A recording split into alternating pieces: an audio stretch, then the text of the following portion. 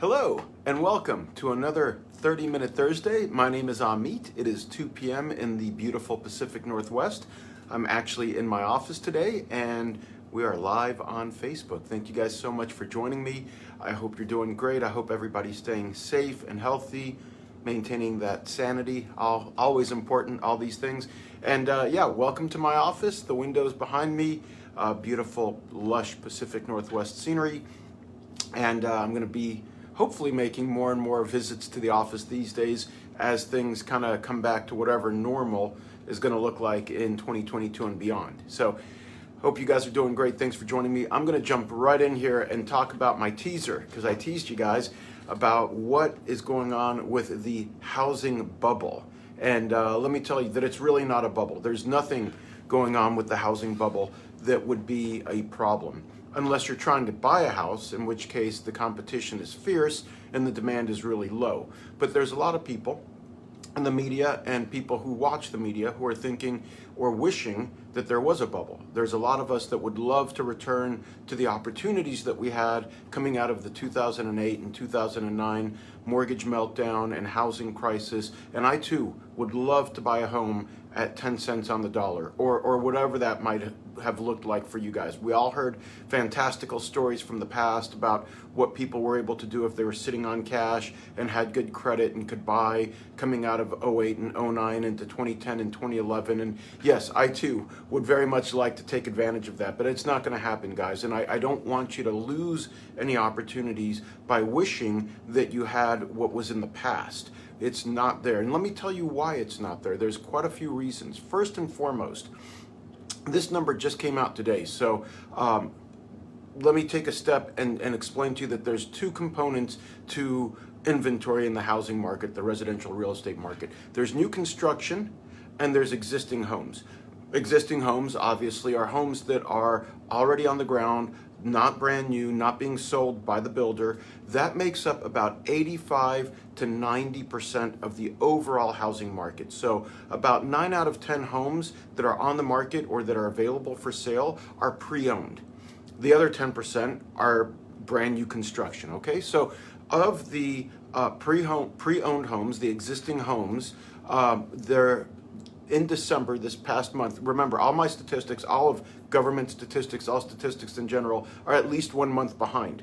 It takes time to gather them, it takes time to report that information and whatnot, but in any event, as of December, there is nationwide 910,000 single-family doors, single-family homes available for sale. 910,000. That is roughly a six-week supply across the board. Okay, 910,000 nationwide. Let me take a step back and tell you by comparison that in 2007, when I was in this industry still and was originating home loans, and we were gearing up and building up and inflating the bubble for what ended up becoming a burst bubble in 08 and 09, in 2007, there were 3,700,000 homes available for sale. Okay, so we're talking about a delta or a difference of 2.8 million homes that are not here right now. They just don't exist. They're not available. So take this with a grain of salt. But in 2007, there was a bunch more inventory and a lot fewer buyers. By a lot fewer buyers, I mean there are now 12 to 13 million more households in the United States today than there were in 2007. Households are who purchase homes most of the time. I'll get into that as we go a little bit deeper into my talk today, but there are millions, tens of millions more wanting to buy a home, and there is 2.8 million, I should say, fewer homes available for sale. How do you guys think that's going to be a bubble? How do you guys think that there's going to be an oversupply and an under demand, and somehow that's going to create a correction and all these prices are going to come down to, pennies on the dollar like what we had in 2008 and 2009? It's just not there. I wish it was, for my own selfish reasons, of course. I don't want to see any pain. I don't want to see anybody suffer. But the reality is what the reality is. Let me add to that. I've got this. Yes, my notes. I don't have a teleprompter, but I do print paper and read. But from yesterday, This is new home construction. So let's talk about the 10% of homes that are not pre-owned that the builders are bringing to the market. So here we go. Single family housing starts year over year. So from the beginning of 2021 to the end of 2021, year over year, basically, housing starts. That means stuff coming out of the ground. They're actually going vertical. In Texas, we used to say there were sticks and bricks in the air. Going vertical. Housing starts down 11% from this time last year to this time now. Down 11% on the new construction. Single family permits from that same year over year down 8.5%. Completed new construction homes down 6.6% year over year. So it makes a small segment of the market, the new construction, but that 10% is still lagging from last year to this year. So they're not even making their numbers, albeit a small segment of the market. So how are we going to see realistically prices come down, pressure come down, or cause housing prices to come down? It's just not there. Let me tell you what happened in 2007 to give you an idea of why we ended up in 2008. We had all this inventory and we had 12 million fewer households to buy it. And in the lending world, we were encouraged at that time to make mortgage loans available to people who really weren't qualified. And we know how we knew that they weren't qualified? Because we didn't ask them if they were qualified. I mean, I don't mean to be glib or flip or anything like that. This was within the rules. But in 2007, if you had a credit score of 700, we could do an 80% loan without checking your income or your assets. No pay stubs, no bank statements, no tax returns, no W-2s. 80% of the home purchase price. If you had a 720 credit score or higher, we could do that same thing with 100% down. Meaning, we give you the house with nothing out of pocket. We don't ask for your pay stubs, bank statements, tax returns, nothing. How is that underwriting allowed? It was allowed back then. And the reason it was allowed back then is because we had all this inventory that needed to be absorbed. And the only way you're going to absorb that is to make loans available to people who otherwise would not qualify for a loan. And we were allowed to do that. We were encouraged to do that. Believe me, I'm in a very regulated industry. And if there is something that we're not allowed to do, we're not going to do it. But if you allow us to do it, we're going to do it, just like your kids. If you allow them to do something, they're going to do that.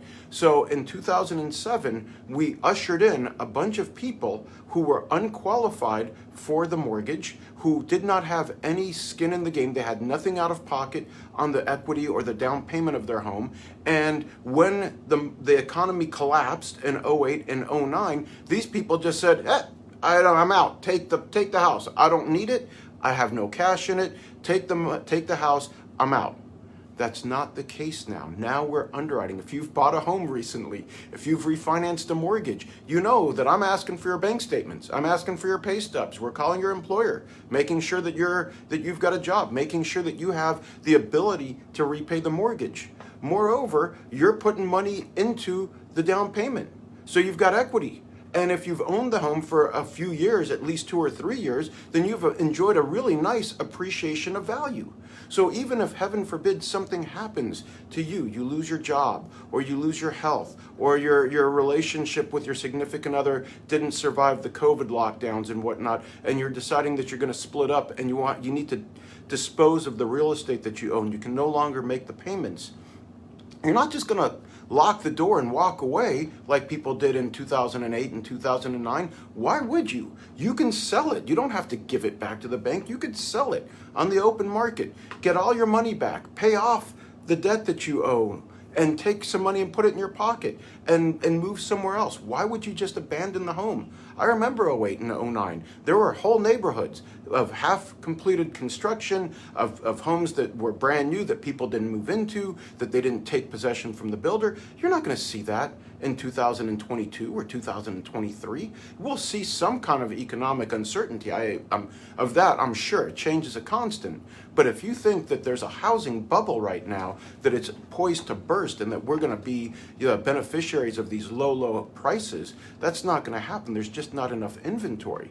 Why is there not enough inventory? Let's talk about that. Number one, household formations. I've said it before and I'm going to say it again. The people that drive the bulk of home purchases are people that are forming households. That means they've got a significant other, they're gonna get married or whatever it is that people do nowadays, domestic partnerships, civil unions, however you want to phrase that, but they're gonna create a family unit. They may have children, they may adopt children or make them the old-fashioned way, however they do that, but as that family unit grows, they no longer can live in a condo. I've got a buddy who used to say, until I got married, I could throw all of my stuff in the back of my car and move to a different home within an afternoon.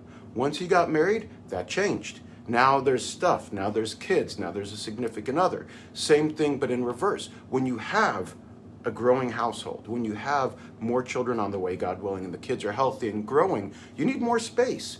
And you have to start thinking about changing your residential living arrangement. And that is what is driving the bulk of this demand. Now look at the demographics of where we are. Everyone likes to blame the millennials. This is not me pointing a finger at the millennials. This is me just saying straight up, there are tens of millions of people in that age group of 26 to 41. That's the millennial generation. There are 70 plus million people in this age demographic, and it's right around your late 20s to mid 30s that you start to get married and start to make a family. So if you look at how many people in this country are in their late 20s to mid 30s looking to get married and start a family, tens of millions of them are out there. That's a bunch of demand. And we have 910,000 single family homes nationwide available for sale right now today. You do the math, man. There's a 10-to-1 ratio, maybe more, of demand to supply. How does that, in your math, people who want to see, who are wish casting for a bubble to burst, how does that work? Because if one buyer falls out, if 5 buyers fall out, you got another 5 waiting to just jump in there and battle it out for that one property.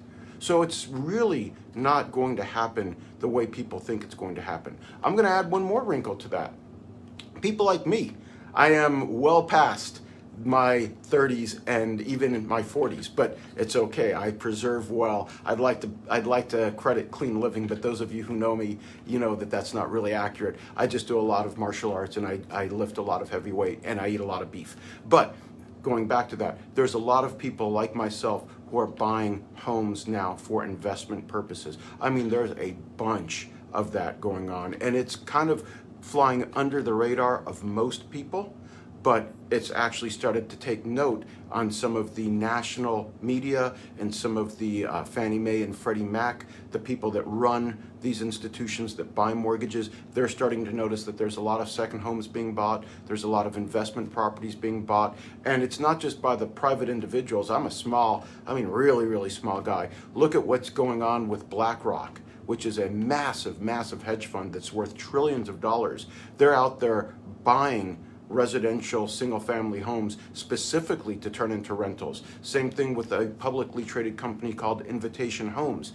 They're doing the same thing. They're out there nationwide buying directly from the home builder straight to turn it into a rental. In fact, some of these larger home builders, like the D.R. Hortons of the world. Here in the Pacific Northwest, guys, we don't have these huge companies. Yes, we do have D.R. Horton. We do have a couple of the other home builders. But if you think about places like Texas or Florida or Georgia or any number of other states where there's tens of millions of people and lots of land and lots of opportunity, we've got a lot of huge home builders out there, all of them publicly traded, massive companies, and they are building entire neighborhoods to sell to rent, meaning that they're building single-family homes and they're selling them directly to operators like BlackRock or Invitation Homes, and those institutions are going to turn them straight into rentals. They're never even going to hit the market as a single-family home that you or I are able to buy. That's going on as well. So you look at this and you talk about the perfect storm of demand. At least we've got all of these millennials reaching that age of creating a household, making families, making babies. Now add to that these massive $1 trillion valuation institutions that are out there shopping for homes and buying homes and turning them into rentals, it's driving the price up and up and up. And there's no inventory available for the rest of us. And that's going to continue for the foreseeable future. What does that look like? Well, for me, I discount the BlackRocks and the Invitation Homes thing only because at some point their business model is going to change. At some point they're going to make the math and decide that it's no longer as profitable and they're going to move their funds or do other things. But if you think about the millennials, if you think about where we are in that age demographic and where we are in that cohort of these people getting older and whatnot, a millennial is someone who was born between 1981 and 1996, that 25-year span.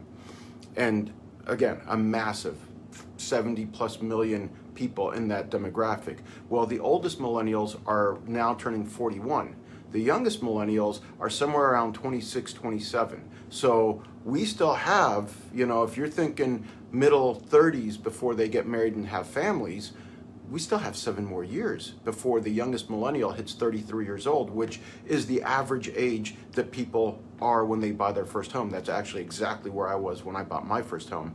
Of course, I'm a Gen Xer, not a millennial, but the age bracket is still the same. So we still have tens of millions of people who are maturing from their mid-20s to their early to mid-30s who are going to be home buyers at some point as they form families. So again, we still got a lot of demand. Can things happen to change that? Absolutely. None of us can see the future. None of us can see around the corner. No one saw COVID coming, for example. And COVID has had a huge impact, obviously, on our economy, on our society in general. It's reordered a lot of things. Could something else happen? Absolutely. Could there be a foreign policy crisis? Certainly. Could there be a natural disaster? God forbid. But yes, anything's possible. But I'm talking about on this continuum right now, we're not looking at seeing any changes. And so if you're thinking, I'm going to sit it out and I'm going to wait for the crash to come so I could pick up property on the cheap, I'm here to tell you that first of all, I'm tongue-tied. I would be your competition in that, but more to the point, it ain't happening for you and it's not going to happen for me. That's just not realistic. So if you are thinking about buying a home, might as well roll up your sleeves and jump into the fight right now, because it's not going to get any easier. It's not going to get any cheaper. Interest rates are going up, as are home prices. Let me talk about that real quick. Let me check my time. We're good. We've got another 10 minutes or so. So interest rates continue to go up. I'm sorry, I hate to be the bearer of bad news. They're still incredibly low, but they are, from this time last year to this time now, interest rates have gone up by about 0.75%. So when we were at 3%, now we're at 3.75 on a national average. And that's across the board. That's within the macro of the rate environment. That's not the micro of your particular situation with your credit score or your down payment or anything else. But on the general level, rates are higher by 0.75%. Still lower than they were in 2019. So let's take this with a grain of salt and a little bit of perspective. But it is a little bit of a shock when you're expecting the rate to be 3 and you call me up and say, hey, I finally got my home under contract. And I say, great, now the interest rate's 3.75. That's a bit of a shock. I get that. Rates are going to continue to go up until inflation comes down. Inflation is at a 40-year high, meaning that in 2021, at the beginning of the year, we were at 1.75% rate of inflation. Today, we're at a 7% rate of inflation. That is higher than the inflationary rate has been in 40 years. So that is definitely pushing interest rates up higher. I've discussed why mortgages and bonds don't like high inflationary pressure. I'm happy to review that, but I don't want to bore you guys and have you guys abandon my live broadcast. So let's just say that until the Federal Reserve Board gets inflation under control, interest rates are going to continue to tick up. Now, the damage has already been done. The rates are already up. The bond market has already kind of priced that into the rates right now. So I don't think it's going to continue to skyrocket or anything like that, but it might drift a little bit higher as we go through the economic recovery. Remember, our economy is huge, so you can't just turn it on a dime like you would a speedboat. This is more like one of those big ocean-going tankers, the big container ships that are all lined up in LA and Long Beach harbors. They don't move very quickly. They don't turn very fast. That's our economy. It's going to take some time. So rates are going to continue to hover at this level, maybe even go up a little bit. Beyond that, what's going on? Inflation is leading home costs to go up. Why? Because everything costs more. Labor costs more. Parts cost more. Materials cost more. You want a refrigerator in that house? That thing's probably got some kind of computer chip or some sort of sensor, and those things are in short supply right now. Microchips, very short supply, so everything costs more. In fact, the cost of building materials across the board is up 19% year over year. Part of that is translating into home costs going up. Part of that is translating into builder margin coming down, meaning their profits are coming down. But we've got some stuff happening right now that's making it difficult, and it's going to continue to be difficult. So will that have an impact on the home buyer demand? Yes, it will. If interest rates keep going up and home costs keep going up, what's going to happen is the people on the lower end of that purchase market, the people that are, bless their hearts, and I work with people like this. This is not a knock on anybody, but the people who are scraping every last nickel to get into a home, the people who are hoping that they can find a seller that will do it with, and accept an offer, even though they're bringing zero down payment because they're doing a special program for down payment assistance or whatever. Like, the people on the lower end of the qualifying range are going to get squeezed out of this market. As rates continue to go up, as costs continue to go up, their ability to afford a home is going to become smaller and smaller, and the type of homes they're going to be able to afford are going to be fewer and fewer. But there are tens of millions of people who are not in that position and who are not going to be slowed down by an increase in interest rates, 0.75% over the last year. Let's say that by this time next year, the interest rate's 4% or 4.25%. A lot of buyers don't care. They can afford that. I mean, yes, I'd like the trophy interest rate, as I've mentioned, that starts with a 2, but I'm not going to stop buying right now because the interest rate is what the interest rate is. I'm going to buy the house and I'm going to move my family into it, and then at some point down the road, I'm going to refinance that mortgage when interest rates do come down, when inflationary pressure is managed and the long-term interest rates do come down. So we can think that this economic turmoil is going to push some buyers out, but for the most part, it's not going to push nearly enough of them out to make an imbalance where we're going to see home prices come down. If anything, home prices will continue to go up. I don't know that they're going to go up 20% year over the year like they did in the Seattle market this past year. I don't know if it's going to be that robust, but I'm looking at all of this demand. I'm looking at zero supply. And I've got to believe that whatever does trade hands is going to really continue to go up and up in value, or at least in price. So there's no time like the present, guys. I mean, the Chinese have a saying I use this in my life. The best time to plant a tree is 20 years ago. The second best time is right now. So if you're thinking about buying a home, don't let this stuff discourage you, because it's only going to get harder. It's only going to get more expensive and higher competition. Call me. Call your real estate broker. You know where to find me. Let's talk about this and let's see what we can do to help you out. There's still people buying homes. There's still people building homes and selling homes. I'm more than happy to help you with that process, and I'm more than happy to answer those questions for you.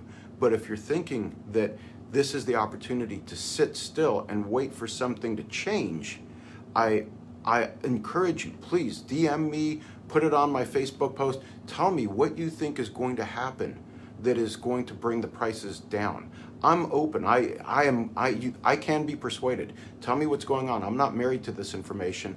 I'm just looking at it from somebody who's been in the market long enough, 20 years, who's seen a few cycles, who saw '08 and '09 and the years that led up to that, and who's really active in the market now tell me what you think is different and convince me otherwise. And if you've got a leg to stand on, man, I'm more than happy to exchange ideas and exchange information. And maybe I'm wrong, but I don't think I am. So if you're thinking of buying a home, now's the time. If you need to speak with me, you know where to find me. If you need to speak with a real estate broker, give me a shout. I've got lots of great people I work with. Happy to introduce you to somebody. And this is not just in the Pacific Northwest, guys.